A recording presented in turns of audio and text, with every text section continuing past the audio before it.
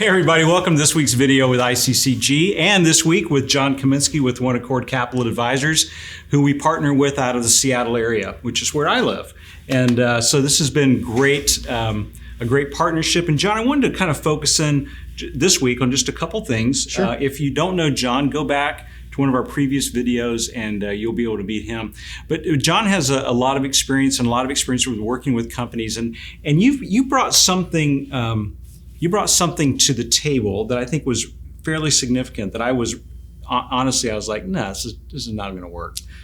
I think I told you that, and I was proven wrong in most cases. I'm not sure it always works, not always, but it's worth a shot. So I want to talk about that because I think one of the things that comes out of a healthy partnership is best practices. Can we incorporate something into our work ethic and into our business, and the same with you guys? Absolutely. And so this is something we've learned that now we're starting to talk to our clients about. And since a lot of people who are watching are possibly our clients or future clients, I thought it'd be great for you to explain this thing called the quality of earnings, or the QofE. Right. But the quality of earnings is something that when you have especially like a private equity firm or family office or something like that come in and purchase, it's really proving up the revenue and the expenses and everything. And it's a deep, deep dive.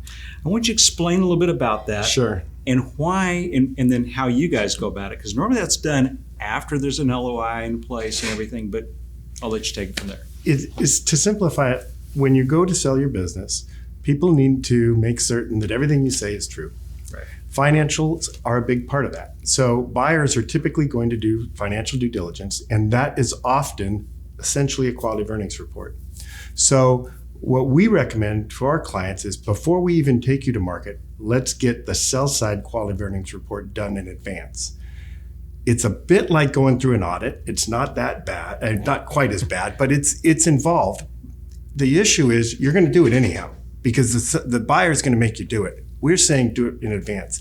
It's a bit like saying, if you're going to sell your house, get it inspected before you put it on the market. And the reason for that is you want to know if you need a new roof or you need a new furnace or something.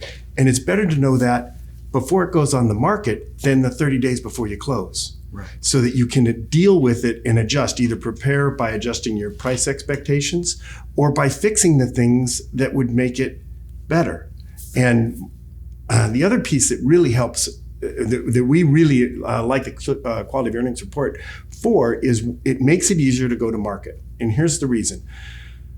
Let's talk about private equity in particular. Family offices. Pay careful attention, because this is one of the benefits we found out.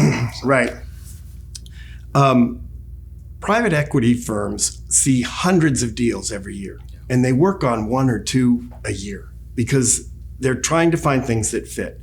With privately held business, the financial records are often messy, right, because we run these privately held businesses to minimize profit from a tax standpoint. So we're running our extra cars or extra insurance or our toys or boats or whatever through the business, right? And so that everybody understands that, and you adjust those numbers when you value the business. Right. And everybody goes through that part. Now the issue is, if we did that ourselves, the buyer is going to look and say, hey, you think that was that much of an adjustment. We think it's that much of an adjustment. We have something to negotiate on.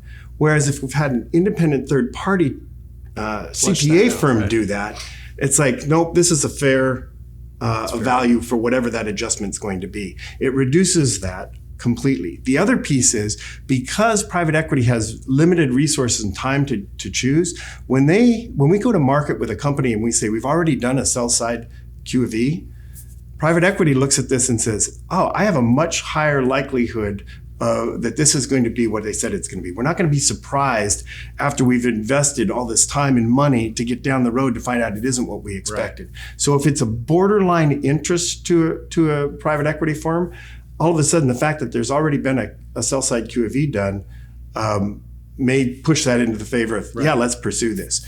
And in some cases, especially if time to close is of an issue, they may not go through a full buy-side QofE. You just go through and accept the sell-side QofE. Right.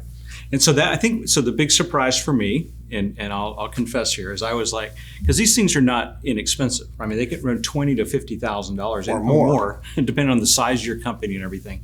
And so for me, the issue was, I'm not going to ask my new client on the sell side to do this before they sell their business. But let me back this up, because what happened was, in 2 deals we did last year, trying to get them closed by the end of the year, we decided to do this. The sellers agreed to it. Yep. They went through the hassle then, because we knew that it was going to be tight getting them closed by the end of the year.